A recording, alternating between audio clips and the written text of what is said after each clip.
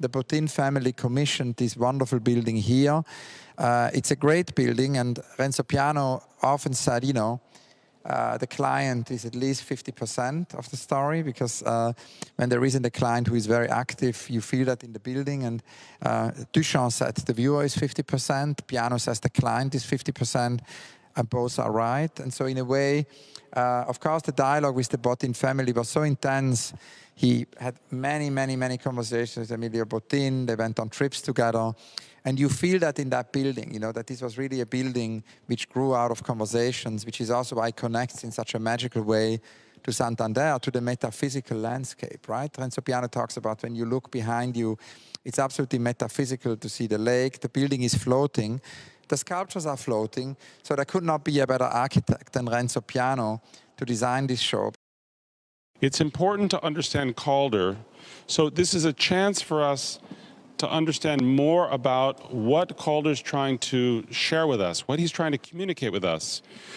These little works, they're from 1938, and they're models for a monumental sculpture that never happened, that never occurred. So it's the beginning of this idea of unfinished stories, uncompleted projects. The base was supposed to be a very large granite stone static base, but very, very massive and heavy, with the mobile coming out of the top and very active, hyperactive. So you have the stasis of the base with the activity of the top. He was trying to use that contrast to create a sensation for the viewer. So the story is that there was a proposal in America for the Smithsonian Institution to create a new museum of art of the 20th century, essentially. And so an architect asked Calder to make a proposal for a sculpture in front of his building. And of course, that never happened, and World War II preempted everything. And then after World War II, a new idea came. So the old idea was pushed away, and the new idea became the National Gallery in Washington, which was a different program than what this was all about. But it gives us a chance to understand, if you can imagine, you know, you're much smaller than the base, right? This is reaching up into the space and just strangely very, very active, not static at all. So here we have two sculptures, which are two of the 5 sculptures my grandfather made at the end of the 1930s.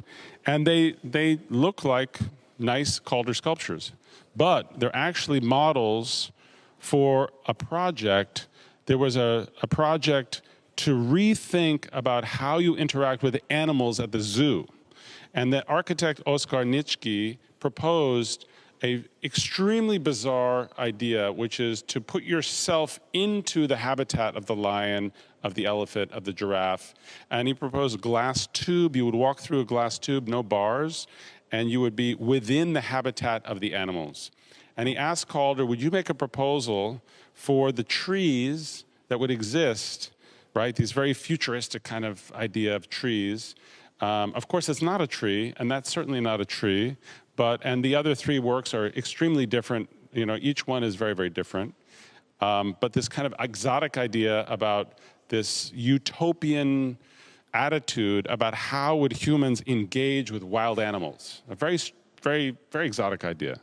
In 1938, Calder made these 3 models.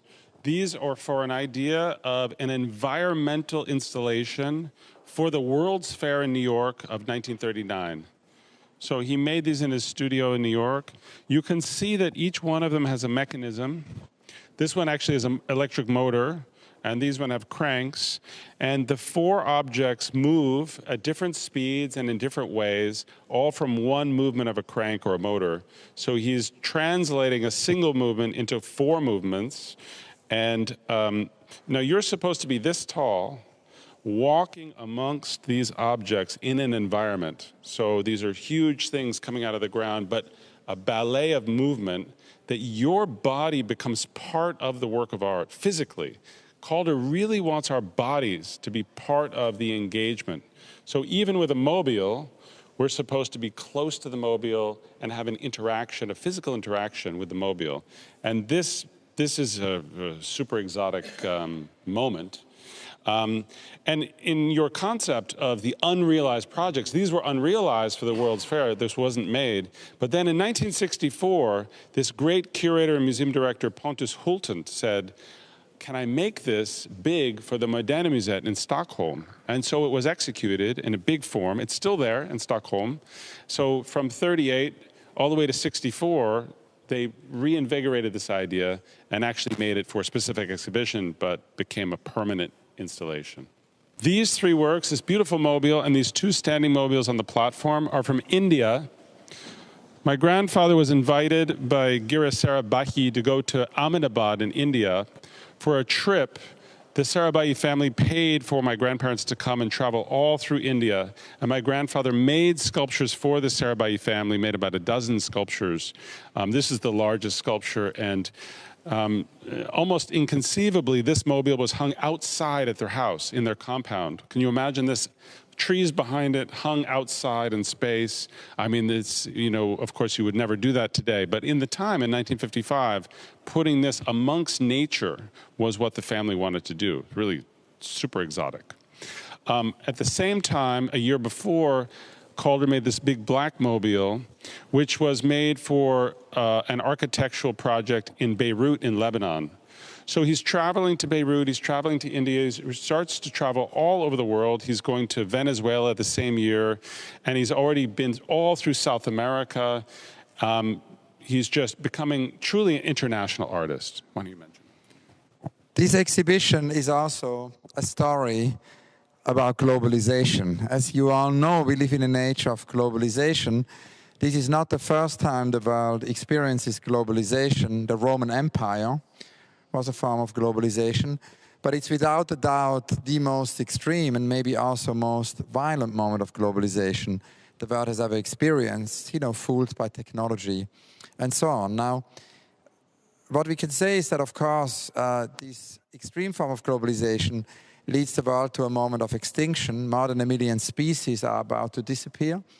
Elizabeth Colbert recently wrote a book called The Sixth Mass Extinction, and talked about all the things we are losing. It is not only species which are disappearing, it's not only the environment, but also a lot of cultural phenomena disappear. Languages disappear, craft disappear.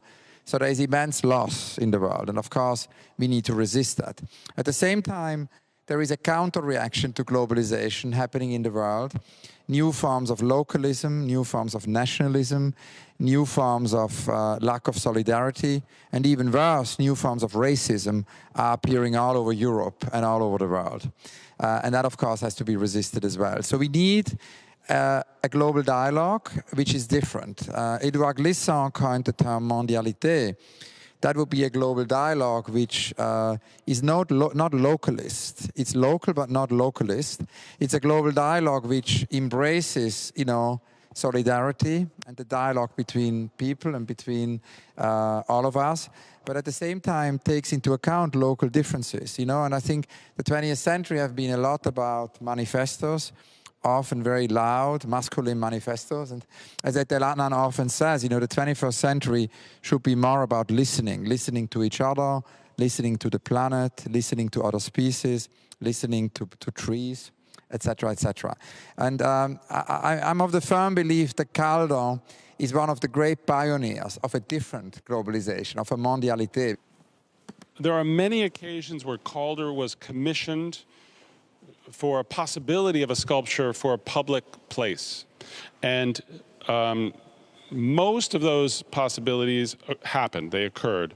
But many of them also didn't occur. Many of them were rejected by a commission. This is one of the examples of a project, and it's an evolution of a project. That's why we included this group in the exhibition. So in 1959, Calder was asked by Chase Manhattan Bank in New York to propose a sculpture for their new public plaza. And he proposed this sculpture. And he evolved the sculpture through a couple of different forms. And eventually the committee rejected the sculpture. They said, we don't like it. But after a few years, they still had not chosen an artist. So they asked Calder, make a second proposal. So he made the black sculpture there as a second proposal. Very different than the first proposal, but still an archway, still a passage where you could enter, right? This would be huge. You would walk through the sculpture to enter the building. That sculpture was also rejected by the commission, and they chose a work by the artist Jean Dubuffet instead of Calder. But that form continued to bother Calder. He continued to think about the form, and by 1967, he made these two unpainted sculptures, and you can see they have a direct relationship to the black sculpture. They have these two sides coming together, making a passageway through. Ultimately, he took both of those sculptures and he made them for himself. He made them and they're over there. You can see them against the water. Those two big black sculptures are the final realization of this whole project. From 59 to 67 was the process by which it evolved. And he made them for himself. Those are still works that Calder never sold. He kept them at home, and we present them here. But to see the evolution as him struggling with the commission and then finally having the freedom to just do it for himself. These bronzes, of course, are very well known, but they're often seen as kind of domestic objects, you know, table sculptures or sculptures of a domestic scale. And I think it's very important in the context here of Calder Stories, of this exhibition in Santander, these works can be seen very differently, because as Sandy will tell us now, these were actually not conceived to be small sculptures. These were conceived to be monumental sculptures. So each of these is a very, very gigantic, unrealized project. And I think through the exhibition, through the reading, through the combinations of those works with other works, we can charge these works very differently. So here's the idea. How many of you would just like to have that sculpture at home as a domestic sculpture? It's nice, right? It's a nice sculpture. But if you imagine it maybe 15 meters high, made out of concrete, it becomes a whole different experience, a whole different idea.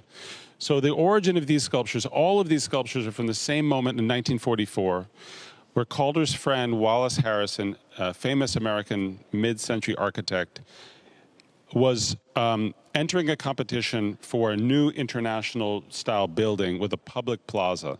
And he asked his friend Calder, please make a proposal of a work that could go with my proposal together. And so Calder got very excited about the idea, but Wally Harrison said, it has to be made out of cast concrete. Now, if you know Calder's work, there's nothing made out of cast concrete. There's nothing heavy. There's nothing solid. So he decided to use plaster and try and pull plaster to the extension, right? To take the solidity of the material and try and destroy the solidity by pulling it out from the middle and put it to its fullest extension. That was his intention.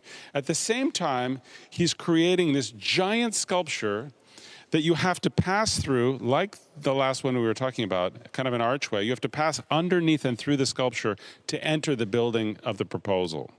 But imagine this. This sculpture does that. So that's concrete. It's 20 meters high. You have to walk underneath it in a windstorm to enter the building. It's a totally different experience than thinking you're going to put that in your house, right? It's quite intimidating to pass through that. So in the context of the story, we just see these as things for a home. But if you know the story, you get a much better, a fuller, richer idea of the artist's intention, right? That's what this whole show is about. That's the whole experience of this show. This exhibition focuses a lot on the collaborations of Alexander Calder with architects. We mentioned the different architects. We could add Niemeyer to that. He was also very, close with Oscar Niemeyer. Collaborated really with most of the great architects of his generation. And that, of course, had to do with his desire to do public art, to go beyond the museum, to reach more people. Because, of course, we should never forget that there's a very limited number of the population who actually goes to the museum. It's a very strong impetus in Calder's work. He wanted to work with architects to have projects in buildings, in plazas. He wanted, something Picasso also had. Picasso wanted to do public art, but Calder even more. Calder did a lot. And so it's interesting, of course, this idea that he would even go further than that. So it's not only public sculpture, it's not only plazas and squares, it's not only collaborations on buildings. No, it's airplanes and cars. So he actually worked with the Braniff airline, and now defunct airline, only remember today really because of Alexander Calder. It shows how important it is for brands to work with artists, because artists outlive brands very often. And it's a great story for the legacy of brands to work with artists. So this airline is only remembered today because of the collaboration with Calder. But it's also interesting that he then met the French race car driver Poulain. You see here the car, who based on the excitement he had for the airplane, invited Calder to design this car. And of course, many of you will know the BMW car. It has become a whole ritual. BMW very regularly commissions artists to design a BMW art car. More recently, there was a project of Olafur Eliasson with the ICE car, and there was an augmented reality tech project by Sao Fe. But this was not commissioned by BMW. This was really the initiative of this race driver, of Henri Poulain, who wanted to drive in Le Mans. And as Sandy explained us earlier today, it was actually incredible because the car couldn't finish the race because of an engine failure. But it's here anyhow. It's a great work of art. And there was a way for Calder, to do art for all, to reach even more people and get, the art outside the museum space. Particularly close was the dialogue with Agnes Varda, because Agnes was a family friend of Sandy and the Calder family, but she was also a family friend of mine because we met early on, and I brought her in 2003 with Rikrit Tiravanit, who is here with us tonight, her house a few days before she passed away, and recorded a very long interview with her about her relationship to Calder.